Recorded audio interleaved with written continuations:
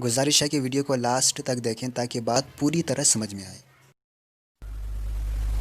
ये जो सवाल उठाया जाता है कि मुर्गी पहले पैदा हुई या अंडा, ये भी इसलिए उठाया जाता है कि यहां आके इंसानी अकल हथियार डाल देती है कि यार अंडा तो समझ में आता है मुर्गी से होता है, मेडिकल साइंस में बताया जाता है कि बाजरा खाती है तो ये होता है, फिर ये होता है, फिर ये तो समझ में आ रहा है, अंडा तो समझ में आ गया।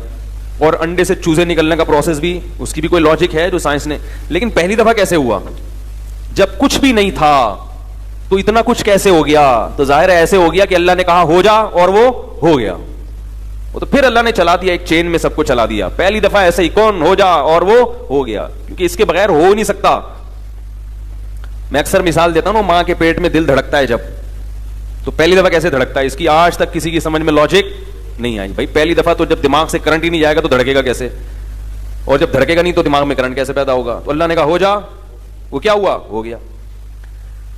तो अल्लाह को यह ताकत है कि वो कुछ करने के लिए किसी सबब का मोहताज और सुगरे कुबरे मिलाने का मोहताज नहीं है। ऐसा नहीं होता उसको पहले ये करना पड़े फिर उसके नतीजे में ये होगा तो फिर ये नतीजा निकलेगा। वो डायरेक्ट नतीजे तक पहुंच सकता है, लेकिन उसकी मसलहत नहीं है, लिहाजा वो उसने निजाम को असबाब के तहत चला दिया। लेकिन कभी कभी अल्लाह अपनी कुदरत दिखाते रहते हैं कि ये ना समझ लेना कि मैं इसी जमा तफरीक का मोहताज हूं, लिहाजा मैं कभी कभी बगैर सबब के भी बहुत कुछ करके दिखाऊंगा। जैसे अल्लाह ने आदम अलैहिस्सलाम को पैदा किया अपनी कुदरत से, अम्मा हव्वा को मिट्टी से बनाया, उनके बच्चों यकीन कर लिया बच्चों ने कि अल्लाह बड़ा ताकतवर है। देखो अब्बा को भी हमारे, क्योंकि उनके बच्चे आदम अलैहिस्सलाम के बच्चे दादा तलाश करते रहे, उनको दादा ना कब्र मिली ना दादा मिले। वो सोचते थे यार ये कैसे हो गया, तो उनको यकीन आ गया कि ये किसने पैदा किया है? अल्लाह ने। क्योंकि आदम अलैहिस्सलाम से पहले का उनको कोई ना कोई मुजस्समा मिला, जैसे डार्विन कहते हैं ना पहले यूं था, यूं कुछ भी नहीं मिला। कुछ तो थोड़ा सा होता ना कि जो आदम अलैहिस्सलाम से आखिरी, जो डार्विन के नजरिए के मुताबिक वो आखिरी जानवर जो इंसान में कन्वर्ट हुआ है, तो कुछ तो नजर आते ना उसके।